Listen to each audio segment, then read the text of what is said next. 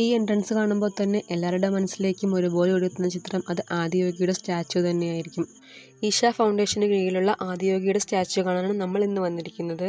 അപ്പോൾ അതിനകത്തേക്ക് കയറിയപ്പോൾ തന്നെ ഭയങ്കര പീസ്ഫുള്ളും കാമായിട്ടൊരു അറ്റ്മോസ്ഫിയർ ആയിരുന്നു. ഒരുപാട് തവണ നമ്മളിൽ പലരും ഇവിടെ വന്നിട്ടുണ്ടാകും.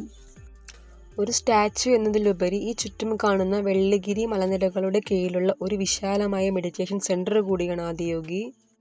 കുറച്ചുകൂടി മുന്നോട്ട് പോയപ്പോഴാണ് നമുക്ക് അവിടുത്തെ അവസ്ഥ എന്താണെന്ന് മനസ്സിലായത്. കാരണം ചുറ്റോട് ചുറ്റും നിറയെ വാഹനങ്ങൾ, നല്ല തിരക്ക്. പുറത്തുനിന്ന് കണ്ട കാമനസൊന്നും അകത്ത് കയറിയപ്പോൾ ഉണ്ടായിരുന്നില്ല. വണ്ടികളുടെ ശബ്ദം, ഹോണ്, അങ്ങനെയൊക്കെയുള്ളൊരു അവസ്ഥയായിരുന്നു.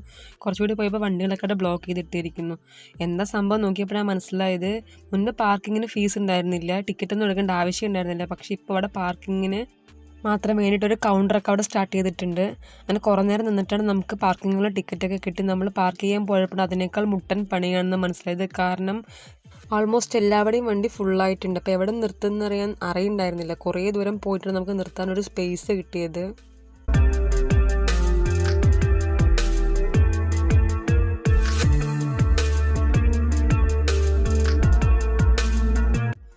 അങ്ങനെ കുറേ നേരത്തെ തിരച്ചിലിനൊടുവിൽ നമുക്ക് കിട്ടിയ സ്പേസിൽ കൊണ്ടുപോയി നമ്മൾ വണ്ടി പാർക്ക് ചെയ്തു. ഈ ചുറ്റും നിരന്ന് കാണുന്ന വാഹനങ്ങൾ കണ്ടപ്പോൾ തന്നെ അകത്തുള്ള തിരക്ക് ഏകദേശം നമുക്ക് ഊഹിക്കാൻ പറ്റി. ക്രിസ്മസ് വെക്കേഷൻ്റെ ലാസ്റ്റ് ഡേ കൂടി ആയതുകൊണ്ടായിരിക്കണം ഇത്ര തിരക്ക്. അതുമാത്രമല്ല, അമ്പലങ്ങളിലേക്കുള്ള യാത്രയുടെ ഭാഗമായിട്ട് നിരവധി പേര് ഇവിടെ വന്നിട്ടുണ്ട്. നമ്മളവിടെ എത്തിയപ്പോൾ തന്നെ ഏകദേശം സന്ധ്യാസമയം ആയതുകൊണ്ട് സൂര്യൻ അസ്തമിക്കുന്നതിൻ്റെ ഭംഗിയുള്ളൊരു കാഴ്ച കൂടി കാണാനായിട്ട് പറ്റി.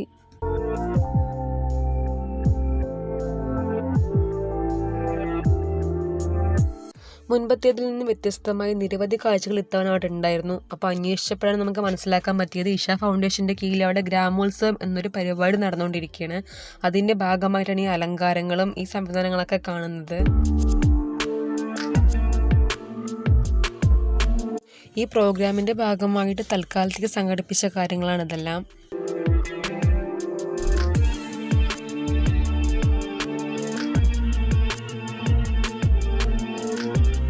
ഗ്രാമോത്സവത്തിൻ്റെ ഭാഗമായിട്ട് ഇവർ തന്നെ ഒരു കോലമിടൽ മത്സരം സംഘടിപ്പിച്ചിട്ടുണ്ടായിരുന്നു. അപ്പോൾ നമ്മളവിടെ എത്തുമ്പോഴേക്കും മത്സരമൊക്കെ കഴിഞ്ഞിട്ടുണ്ടായിരുന്നു. പക്ഷേ നിരവധി കോലങ്ങൾ അവിടെ ഇങ്ങനെ ഒരു ഗ്രൗണ്ടിൽ കോമ്പറ്റീഷൻ നടന്ന സ്ഥലത്തുണ്ടായിരുന്നു. അപ്പോൾ ഏകദേശം ഒരു 200-ലധികം കോലങ്ങൾ നമുക്കവിടെ കാണാൻ പറ്റി. അതും വളരെ വ്യത്യസ്തമായ തീമിലും വ്യത്യസ്തമായ രീതിയിലും ഒക്കെ ഉണ്ടായിരുന്നു. കുറേ പേര് കളർ പൊടി കൊണ്ട് കോലമിട്ടിട്ടുണ്ടായിരുന്നു. അതുപോലെ ഉപ്പിൽ കളർ മിക്സ് ചെയ്തിട്ടുള്ള കോലങ്ങളുണ്ടായിരുന്നു. അതുപോലെ തന്നെ അരിയിൽ കളർ മിക്സ് ചെയ്തിട്ടുള്ള കോലങ്ങളുണ്ടായിരുന്നു.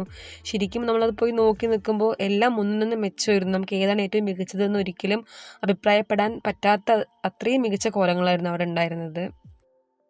ഈ മത്സരം നടന്ന ഗ്രൗണ്ടിൽ മാത്രമേ തിരക്ക് കുറവുള്ളൂ. ബാക്കി എല്ലാവരുടെയും അത്യാവശ്യം നല്ല തിരക്കുണ്ടായിരുന്നു. അതുമാത്രമല്ല, ഈ ഉത്സവത്തിൻ്റെ ഭാഗമായിട്ട് വേറെയും കുറേ പരിപാടികൾ അവിടെ സംഘടിപ്പിച്ചിട്ടുണ്ടായിരുന്നു. മ്യൂസിക്കൽ ഷോ പോലൊരു പരിപാടി ഉണ്ടായിരുന്നു. പിന്നെ കുട്ടികൾക്ക് വേണ്ടി കളിക്കാനുള്ള ചെറിയ പാർക്ക് പോലുള്ള സംവിധാനങ്ങളൊക്കെ അവിടെ കണ്ടിട്ടുണ്ടായിരുന്നു.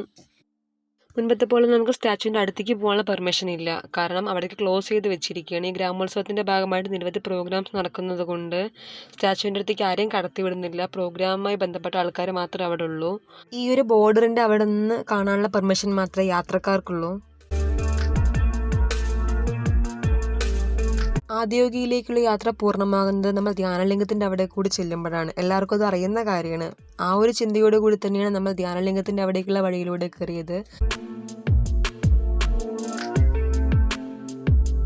കുറച്ചുകൂടി ഉള്ളിലോട്ട് കയറിയപ്പോഴാണ് നമുക്ക് മനസ്സിലായത് ഇവിടെയും അത്യാവശ്യം നല്ല തിരക്കുണ്ട് എന്നുള്ളത്. ഒന്നാമത്തെ കാര്യം, ബാഗ്, ഫോണ് അങ്ങനെയുള്ള സാധനങ്ങളൊന്നും അകത്തേക്ക് കയറ്റാൻ പറ്റില്ല. അപ്പോൾ അതൊക്കെ നമുക്ക് കൗണ്ടറിൽ കൊടുത്തിട്ട് വേണം അകത്തേക്ക് പോകണമെങ്കിൽ.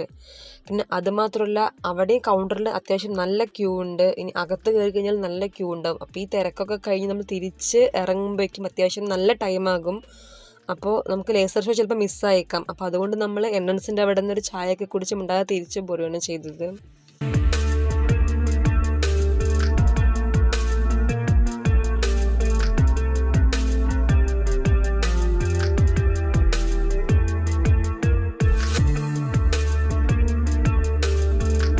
അങ്ങനെ നമ്മൾ വീണ്ടും തിരിച്ച് ആദിയോഗിയുടെ മുൻപിൽ എത്തിയിട്ടുണ്ട്. അപ്പോൾ ലേസർ ഷോ തുടങ്ങാനുള്ള സമയമായിട്ടുണ്ട്. എല്ലാവരും വളരെ ആകാംക്ഷയോടെ ഫോണിൽ ക്യാമറയൊക്കെ ഓണാക്കിയിട്ട് ലേസർ ഷോയ്ക്ക് വേണ്ടി വെയിറ്റ് ചെയ്യാണ്.